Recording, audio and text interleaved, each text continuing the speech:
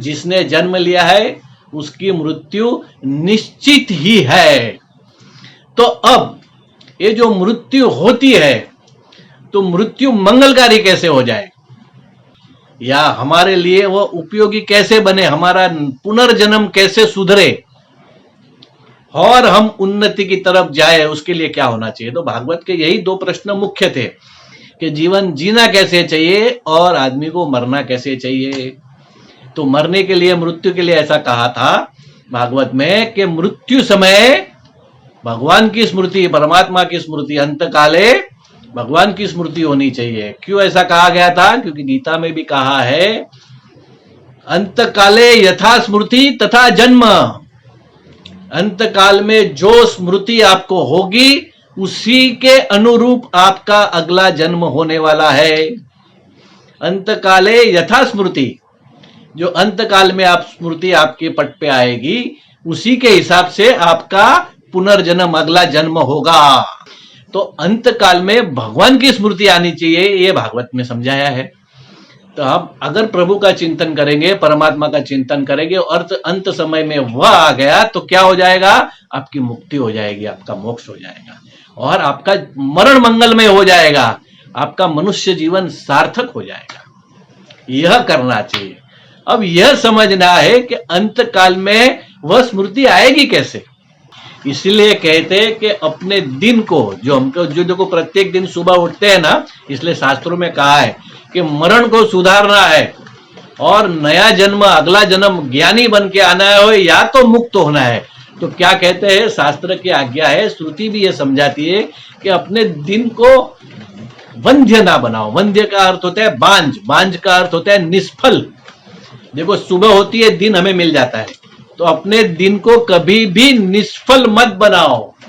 क्या करो? प्रतिदिन दान करो, कुछ न कुछ दान करने की आदत रखो। प्रतिदिन गैया को कुछ खिलाओ, प्रतिदिन ऐसे कोई शुभ कर्म करो जिससे औरों का भला होए। क्यों? यही सब चीजें जिसके संस्कार बनेंगे और ये संस्कार आपको अंत समय में काम आएंगे। जब ये करोगे तब क्या हो जाएगा, आपके जीवन में प्रत्येक आने वाले दिन में कुछ न कुछ पॉजिटिवनेस आएगी और वैसे संस्कार बनेंगे तो अंत समय में वही उद्भूत होंगे और वह जो बल हो, पुण्य का बल होगा ना, वह बल आपको उज्याले मार्ग में लेके जाएगी, अंधकार के मार्ग में नहीं। तो जो मृत्यु है उस मृत्यु को मंगलमय बनाओ। ये मृत्यु द्वार है, इस द्वार से हमें ब्रह्मलोक जाना है, इस द्वार से हमें ब्रह्म की प्राप्ति करनी है, इस द्वार से हमें लख 84 के फेरे से मुक्त होना है। तो उस द्वार पे जाने के लिए, उस द्वार से निकलने के लिए हमें प्रतिदिन हमारे जीवन में पुण्य कर्म करते रहने चाहिए। पुण्य कर्म करते रहने से और भी एक फायदा है, उससे क्या होगा, अमरत्व मिलता है। अमरत्व किसको कहते हैं?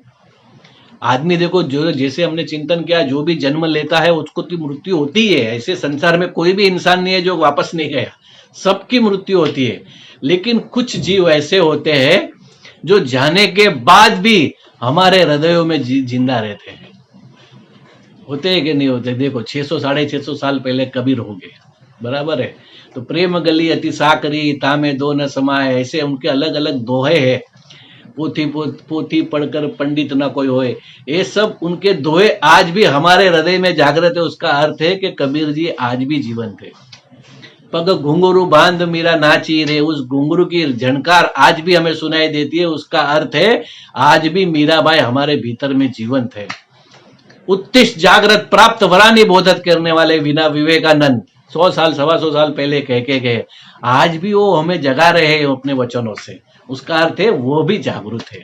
ये बड़े बड़े ज्ञानेश्वर है, एकनाथ है, तुकाराम है, ये सब बड़े बड़े संत आज भी, अभी देखो नरसिंह मेहता है, नरसिंह मेहता की बातें कौन सा वैष्णव जन तो तेने कहिए ये पीड़ पराई जाने रे, वो सुनेंगे तो ये वैष्णव जन के अंदर आज भी नरसिंह मेहता जीवंत है। कैसे हो गए? मृत्यु इनको हरा नहीं सकती। एक काल का पराभव करने वाले महापुरुष है सब, ये सब बड़े लोग हैं, ये महान आत्मा लोग हैं। आप कर्म ऐसे करो, आपके कर्म ऐसे होंगे जो सदियों तक लोगों को मार्गदर्शन करते रहेंगे, ईश्वर की प्रेरणा से मार्गदर्शन करते रहेंगे। तो क्या होगा? आप भी सदैव के लिए जीवंत रहोगे लोगों के हृदय में। यह है मृत्यु पे विजय पाने का तरीका। नहीं तो पैसा कमाओ, अपने स्वार्थ पूर्ति करो, नाम लेने वाला कोई नहीं रहेगा। कितने कितने अबजपति और अब्जोपति लोग हो गए जिनका नाम लेने वाला आज कोई नहीं है, कोई जानता भी नहीं है। और जिनके पास कुछ नहीं था, ऐसे नरसिंह मेहता को आज भी बोलते हैं जूनागढ़ किसका, तो नरसिंह मेहता का। कलकत्ता में किसने जन्म लिया, तो स्वामी विवेकानंद ने जन्म लिया। क्यों ऐसा कहते? उनके पास पैसा था? पैसा नहीं था। बिना स्वार्थ के लोगों के कल्याण के लिए जो जीते हैं वह मरने के बाद भी अमर हो जाते हैं। तो मृत्यु को हराने का यह तरीका है। मर के भी जिंदा रहना है तो क्या करो? प्रभु के काम करो, प्रभु को प्राप्त करो और लोगों में प्रभु देखकर उनकी सेवा करो। यही मार्ग है सबके हृदय में अनंत काल तक जीने का। और यह जिसने भी अपनाया है वो सदियों तक जीते, हमारे हृदय में जीते हैं। और कितने साल तक जिएंगे उसका कोई गणित नहीं है। क्यों? ये अमर हो जाते हैं, अनंत हो जाते हैं। इसलिए मृत्यु ऐसी मंगलमय बनाओ कि हमारे जाने के बाद भी लोगों को वो मृत्यु प्रेरणा देती रहे। तो भगवान से यही प्रार्थना करेंगे, भगवान हम भी उजियारे मार्ग से आगे बढ़े और हमारे कर्मों से भी लोगों के अंदर सद्भावना बढ़े, आपके प्रति प्रेम बढ़े। ऐसी शक्ति हमें दो, वैसे आशीर्वाद हमें दो। आप तक ये विचार पहुंचे है, आपको ये दान करना है, लोगों तक पहुंचाओ, जन जन तक, घर घर तक, झोपड़ी झोपड़ी तक, खोपड़ी खोपड़ी तक। हमको क्या करना है? हमको तो खाली बटन दबा के फॉरवर्ड करना है। शायद किसी को लागू पड़ जाए और नर से नारायण बनने की प्रेरणा मिल जाए तो वो पुण्य आपका होगा।